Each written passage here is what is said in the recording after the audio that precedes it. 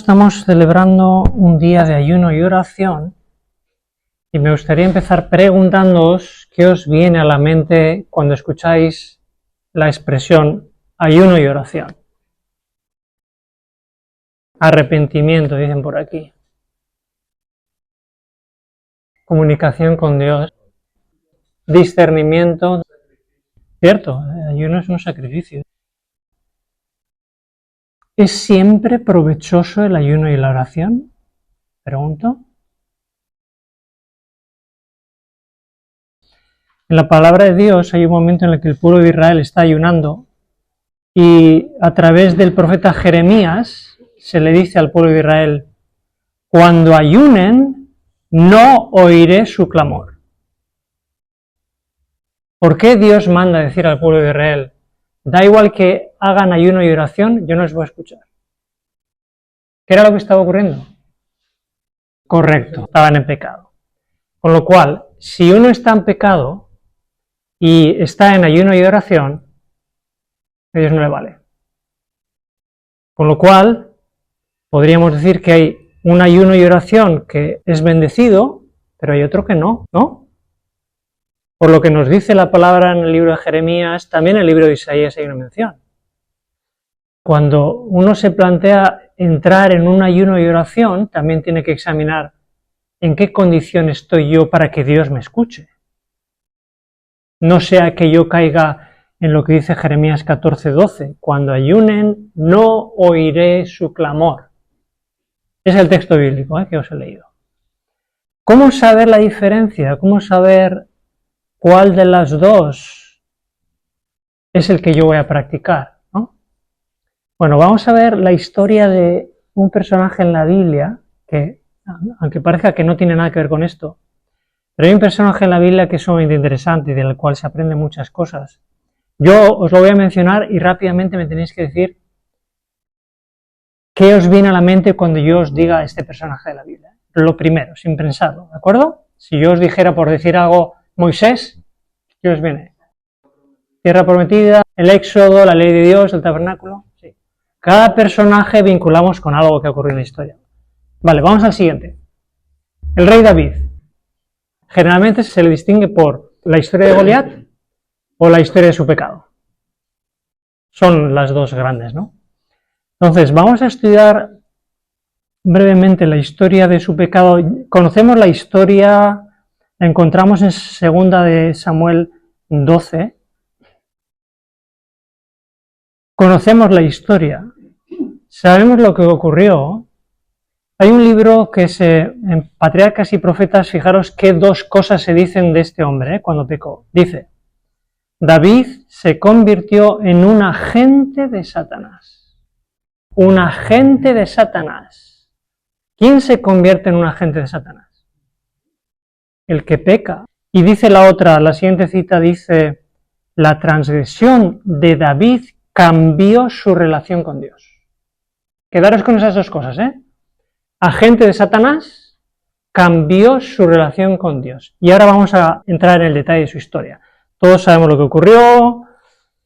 Se queda en su casa, en su palacio, envía al ejército a la guerra, él tranquilamente, en su ociosidad, ve a una mujer que le gusta, se la lleva para casa, se acuesta con ella, va a tener un hijo y dice: uy, este es un problema, ¿cómo resuelvo este problema?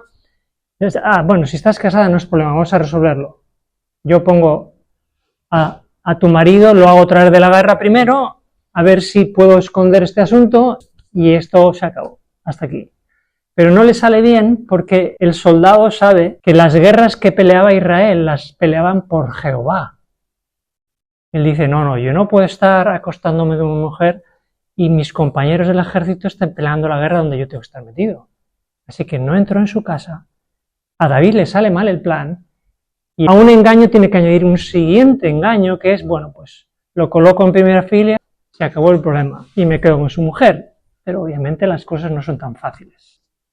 El profeta Natán es enviado y por medio de una parábola le hace entender que: David, estás bajo el dominio de Satanás porque has pecado. Imaginaros la situación donde en la historia un rey podía, en su autoridad, cuando alguien venía a decirle algo, liquidarlo.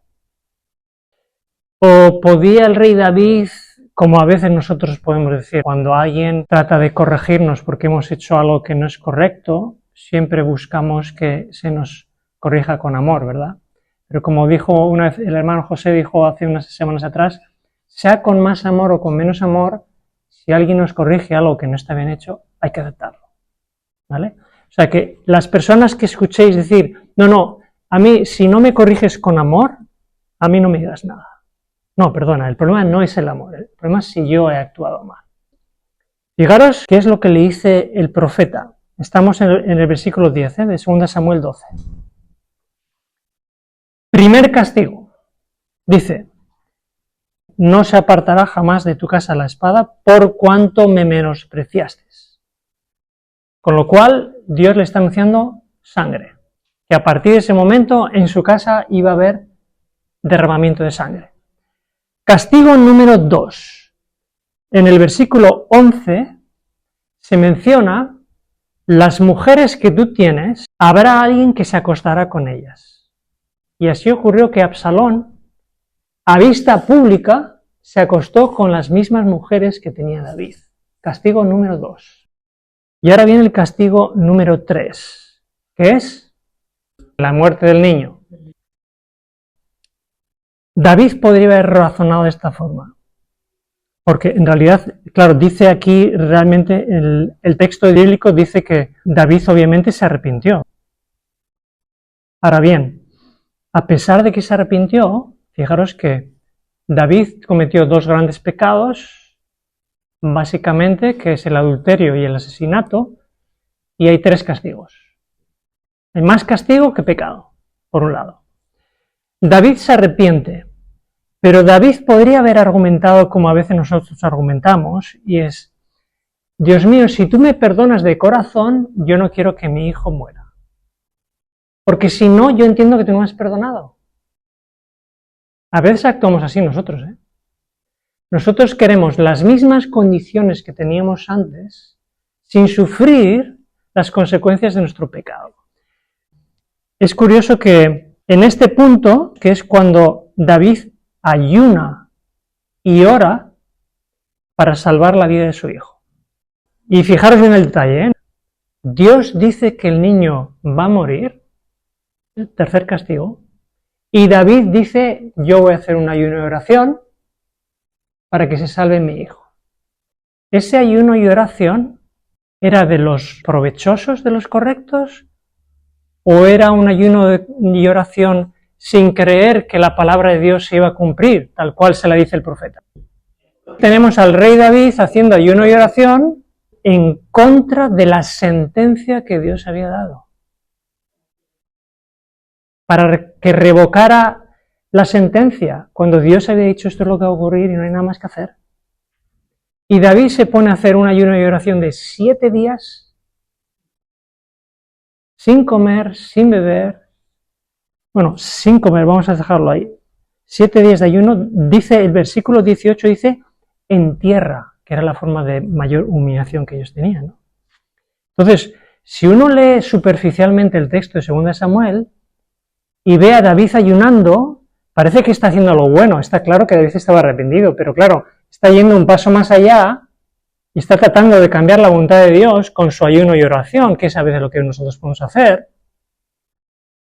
¿Qué tipo de ayuno y oración nosotros vamos a hacer? ¿Como el de David? ¿Pretendiendo cambiar la voluntad de Dios habiendo pecado encima? La oración y el ayuno no pueden revocar un juicio de Dios.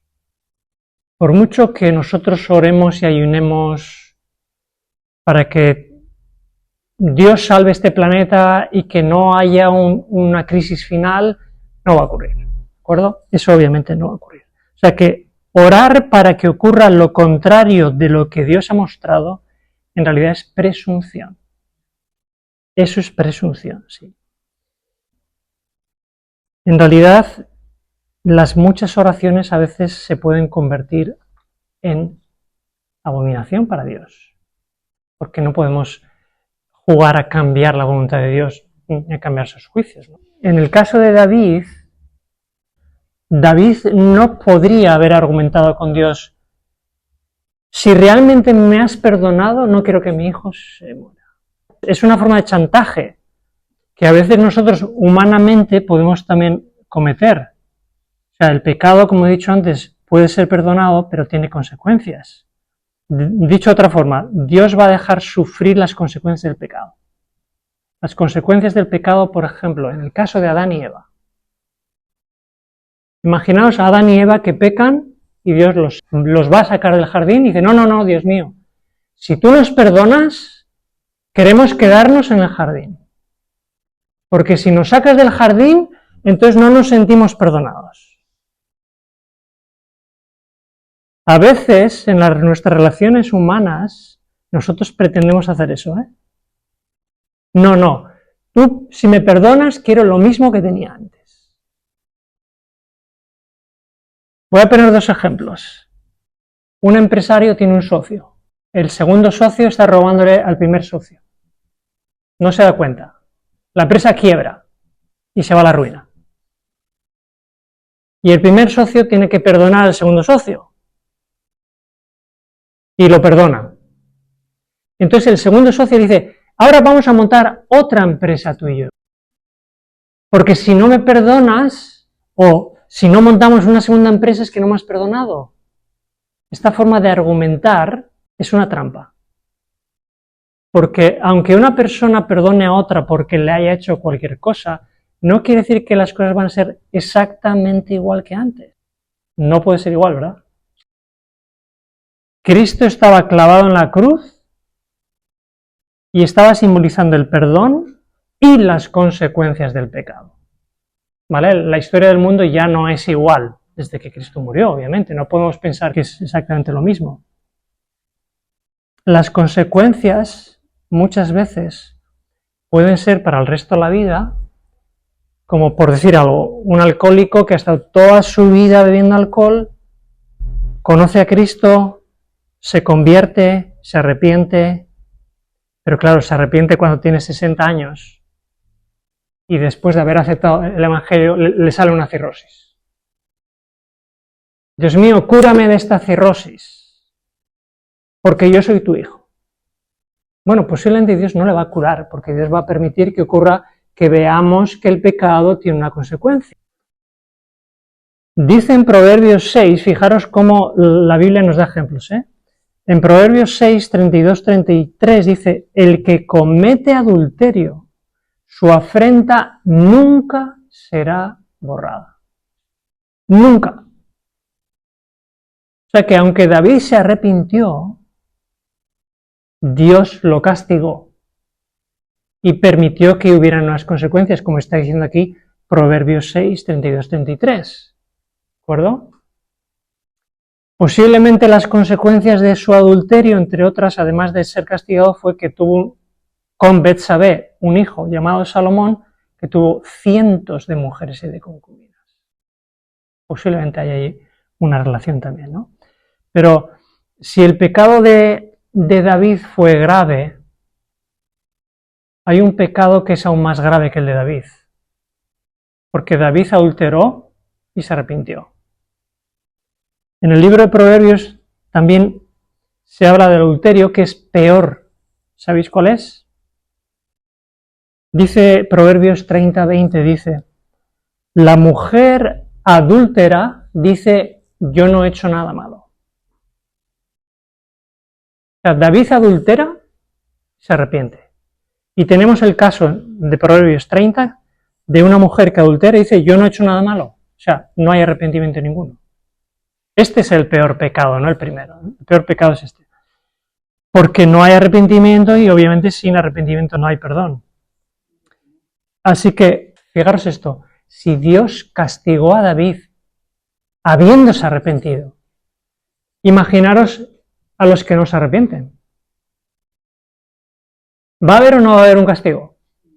Está claro que va a haber un juicio, ¿no? Entonces, algunas personas a veces piensan que pueden pecar y no sufrir ninguna consecuencia, cuando la hay, ¿no? Como dice la palabra, no hay nada oculto que un día no haya de saberse y obviamente todas las cosas van a salir a la luz, ¿no? ¿Cuál es la diferencia? Cuando se tiene el Espíritu, como David, hay arrepentimiento. A pesar de que se convirtió en un instrumento de Satanás, se arrepintió. Cuando no hay Espíritu, no hay arrepentimiento. Así de sencillo, ¿vale? Así funciona. Una de las mayores manifestaciones de que una persona está siendo dirigida por el Espíritu es cuando tiene un espíritu de arrepentimiento. Y si una persona no tiene espíritu de arrepentimiento, no está siendo dirigida por el Espíritu Santo. Para mí es la manifestación más visible que puede haber, ¿no? Entonces, como decía antes, nosotros no podemos hacer ahora un ayuno universalista.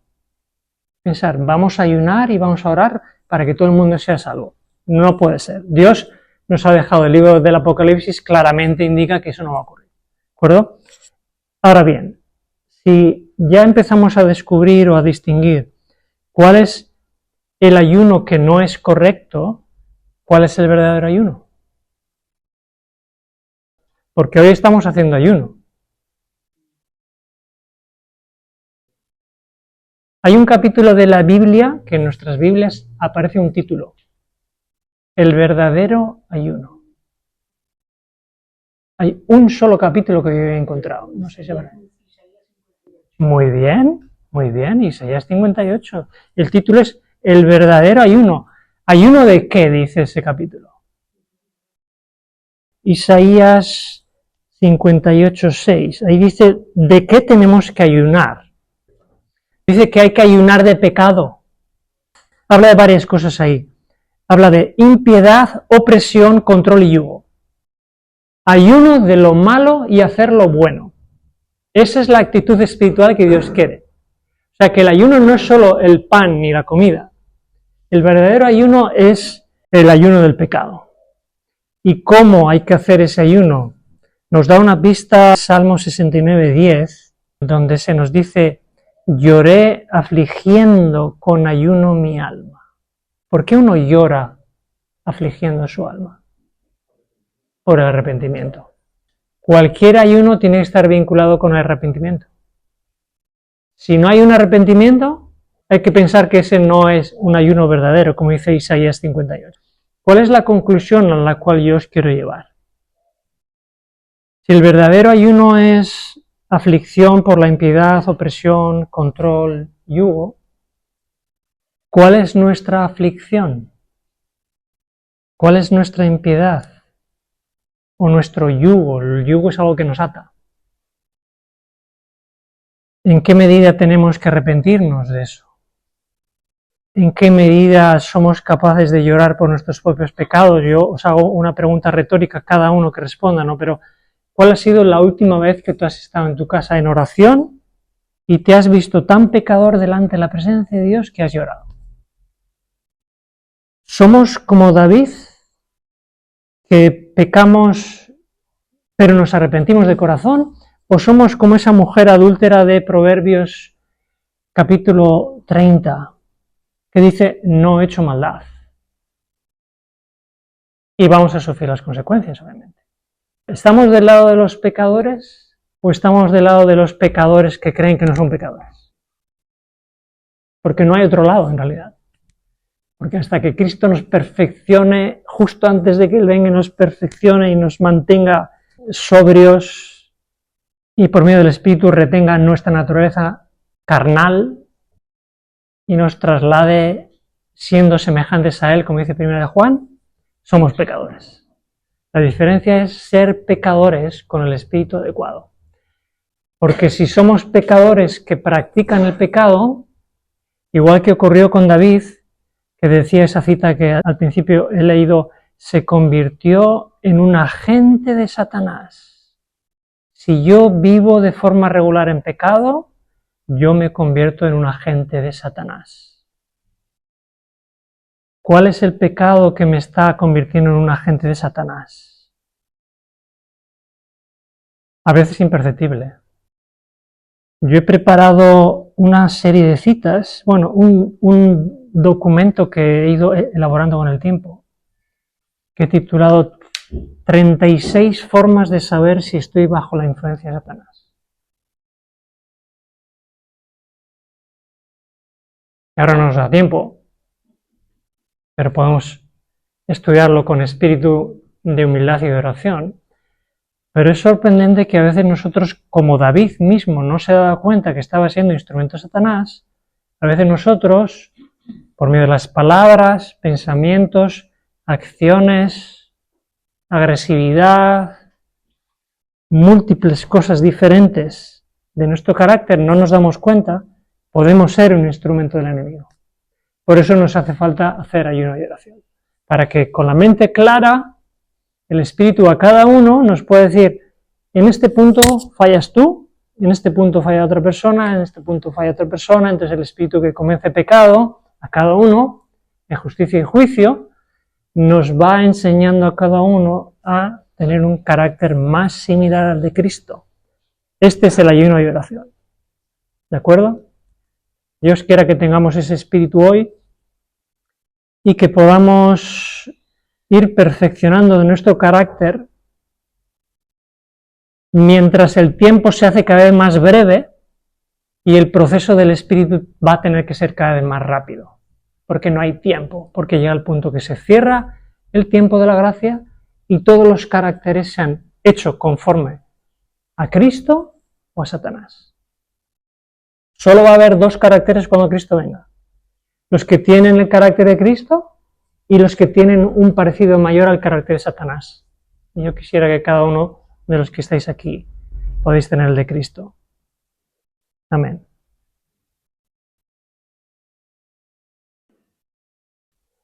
Te damos gracias, Señor, por tanta sabiduría que tú nos has dejado a través de tu palabra. Gracias, Señor, porque todas las cosas que pertenecen a la vida y a la piedad las tenemos para nuestra reflexión, para nuestra meditación. Nos das la oportunidad de mirar las cosas que ocurrieron con los personajes de la Biblia, Señor, los errores que cometieron, para que nosotros podamos aprender de ellos, también de las virtudes de aquellas personas que se mantuvieron firmes, pero en este caso ayúdanos a aprender de la humildad del rey David, pero también ayúdanos a entender que el verdadero ayuno y oración no es para cambiar tus juicios, ni lo que tú has establecido que va a ocurrir. Nuestro ayuno y oración es para que cambiemos nosotros mismos y tengamos un carácter semejante al tuyo, podamos darte gloria y honra, Señor, en este mundo que cada vez está más lleno de tinieblas.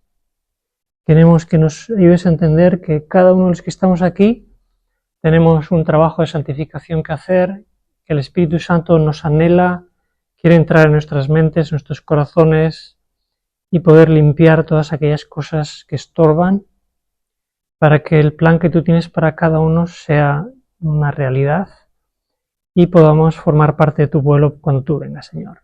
Nuestro deseo es que cuando tú vengas seamos semejantes a ti, Señor, y que podamos darte gloria en medio de las tinieblas. En el nombre de Jesús te lo pedimos. Amén.